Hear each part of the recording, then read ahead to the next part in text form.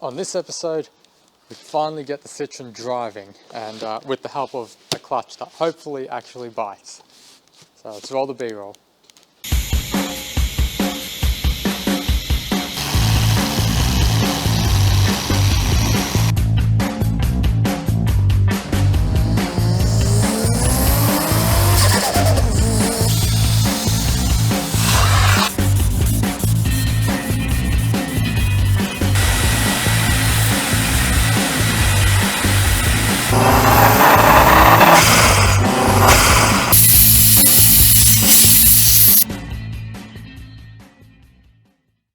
So the first thing I've got to do is just sand off some of those heat spots on the flywheel.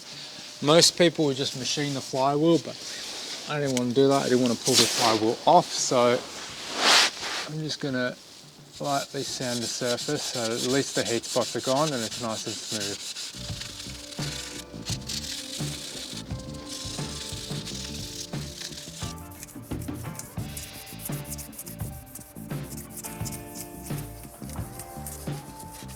Okay, so after about an hour of sanding, we've got the flywheel looking relatively uniform. It's still got some high and low spots in it, but it's so much better than what it was and should have a nice flat mating surface for the clutch to grab onto.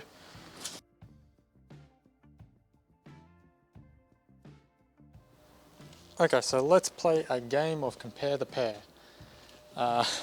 This is obviously the old clutch here, with no friction material left on it. This is the new clutch here.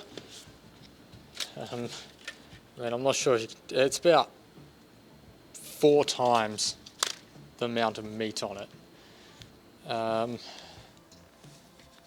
The faces of the pressure plate, not as cooked. So yeah. I mean, hopefully it fits. I was surprised how easy it was actually to get parts for this car, given that it's French. Usually it's a struggle. I was able to get everything through Autobarn, so you can literally go into your local parts store and order stuff in, which is kind of good. But seen a few little differences here, like this one here has a spline that protrudes from the friction disc with a clutch disc, whereas this one here does not. So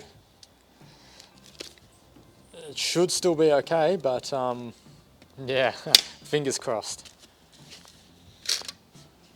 Back under the car, I'm just going to give the flywheel a quick clean with some brake cleaner.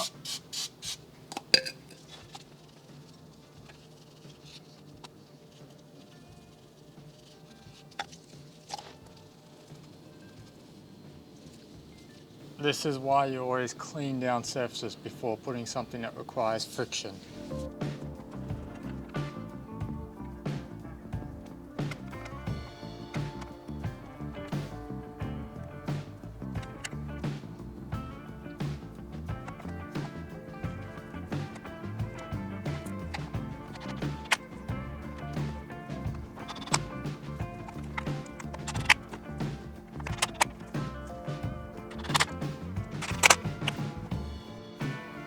Well, I ugga-dug it a bit too hard and snapped my drill bit. So, yep.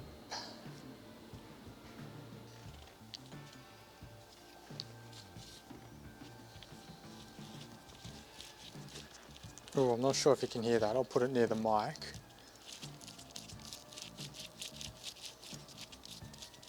That's feeling a bit rough around the edges, a bit cooked.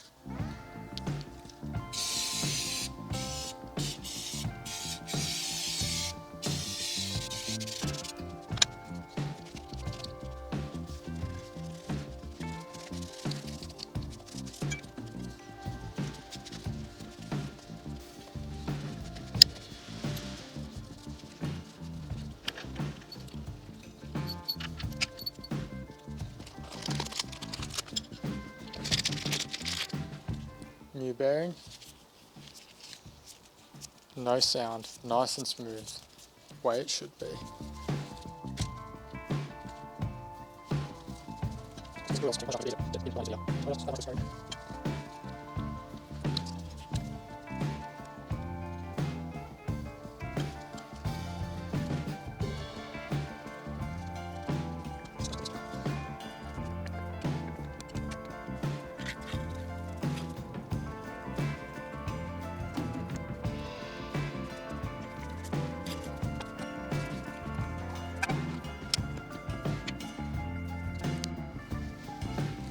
So after spending quite a bit of time trying to get the gearbox in, I've decided that there just straight up isn't enough room.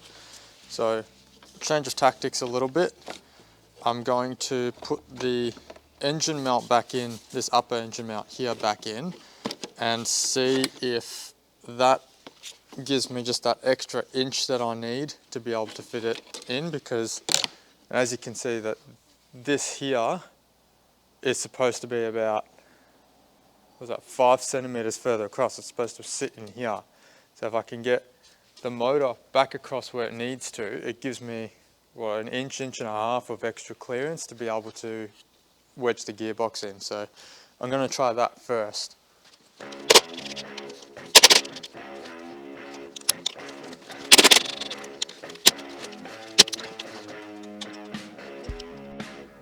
So here you can get a little bit of a better view of just how far across the motor is to where it needs to be.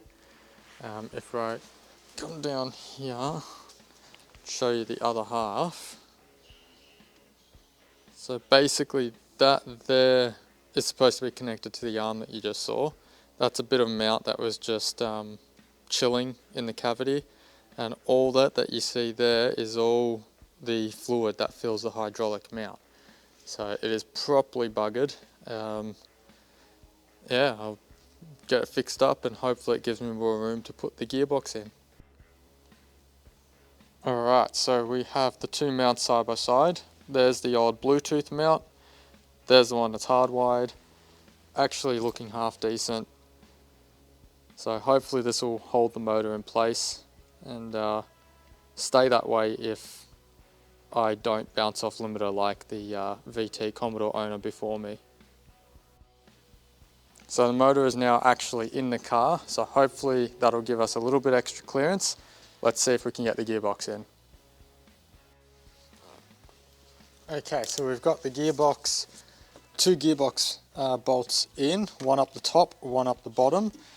So now, basically what I'm going to do is start winding the gearbox in by ratcheting them side by side.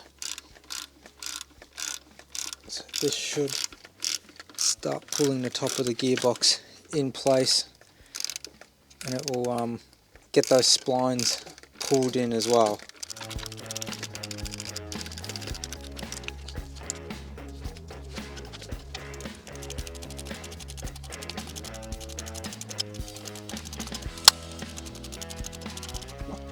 Bolts in down the bottom here and pulling the bottom completely shut, then we'll worry about the starter motor and all the other linkages and whatnot to go on there. We'll do all that from the top before then actually mounting the gearbox with the mount up there, because that will get in the way of a lot of what we're trying to do here. But everything's pretty decent. So I actually got it in, which I wasn't expecting to do. It kind of just slipped in after I worked out, or sort of did a lot of mucking around and jiggling of the gearbox, and it kind of just, like gearboxes tend to do, just went bloop and slipped right in when you least expect it, when you're ready to give up and get the matches and gallon of fuel. But yeah, now I've just got to tighten everything up, which is always a struggle. So we've got the gearbox all bolted onto the engine now, so it's in place. It's not mounted to the car yet. The gearbox mount's one of the last things I'm going to put on, because before I can put that on, I need to basically plug in a few sensors, put the shifter cables back on. There's a ground strap, there's a bracket which goes onto the motor as well, which holds all the wiring loom tucked out of the way. You also have to fill the gearbox from the top as well, because Peugeot, Citroen decided in their infinite wisdom that putting a filler plug on the side of the gearbox like everyone else is too difficult. So the breather port at the top of the gearbox here is what I have to use in order to fill it up. It means I have to measure the fluid before filling it up, because usually you just fill it up until it starts to pour out the drain, or out the filler plug. But in this case I actually have to measure it first, pour it in from the top, and then once that's sorted, you know, the axles have to be in for that as well. So once that's sorted, then I can lift everything up to where it's supposed to be, and mount it permanently, which is, yeah, good. We're almost there. We're almost there.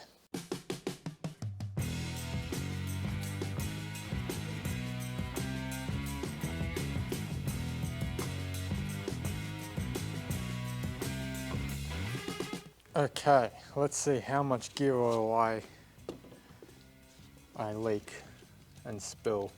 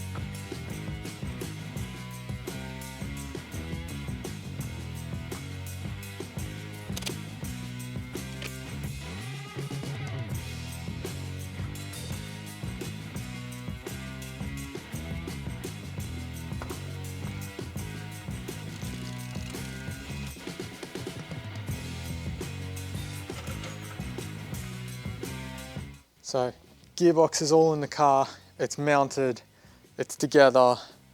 I am so close to getting this thing back on the road and driving. A couple things left to do. Basically I have to slap the suspension back together, pop the axles back in the hubs. I have to pop the slave back in. The gearbox is all filled up, ready to go, as you saw. I literally just need to assemble the suspension back up, and I can see if the wheels turn when I put it in gear. So I'm so close. I've run out of time for this week, which means I have to wait another week before I can actually see this thing moving. But I'm happy with the progress I've made. It was always going to be a difficult ask, but I've got the gearbox back in with the help of some lovely people. Yes, people actually wanted to help me work on this car. Or actually I bribed them to come this way, but no one needs to know that. So yeah, really excited. Hopefully soon this will be back on the road, but for this week I have to call it. But yeah, very close, very close. We'll see what happens.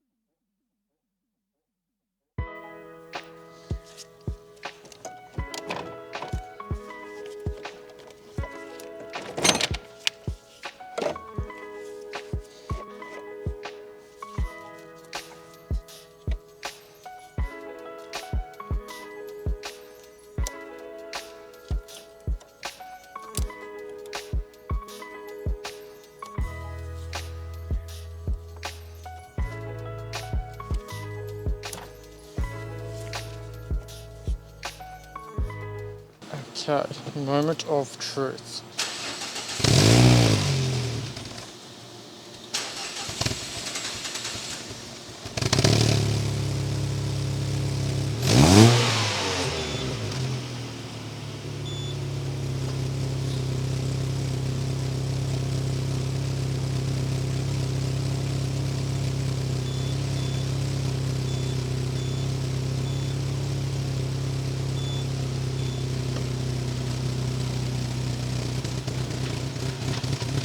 It's working.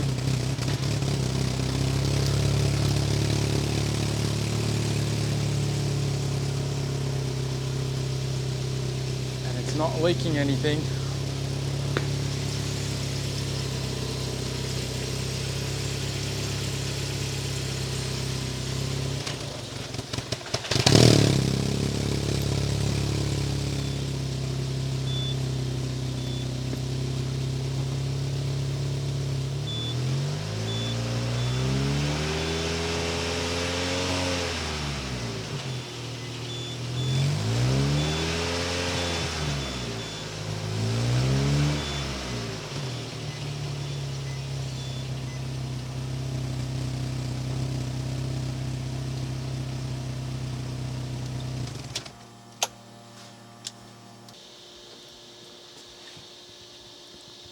It works!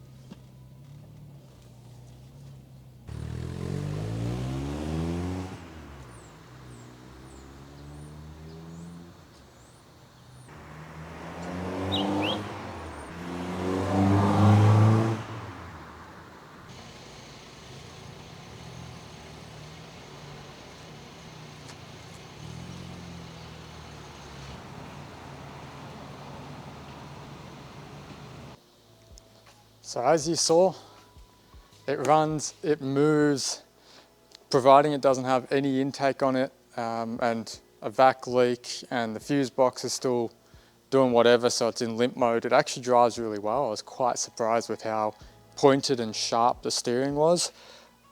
Brakes feel amazing, which I was not expecting. It actually feels a little bit more hardcore than I was expecting it to feel. It feels kind of tight and rigid. It's got me really excited. Now I get to go home, order the fuse box, another intake pipe, basically get this thing back together fully, and then I can start cleaning it up. But yeah, it moves. It moves. I am stoked. It actually runs, drives. Yeah, I'm stoked. Basically, next couple episodes, like I said, I'll be putting all the little bits and pieces together, and then at the very end, I'll finally be able to detail, get back to what this channel is supposed to be about, and that's detailing. So if that interests you, like, subscribe, all the usual YouTube stuff, do it all. Really helps support the channel and lets me do more fun stuff like this, building cars, repairing cars. So yeah,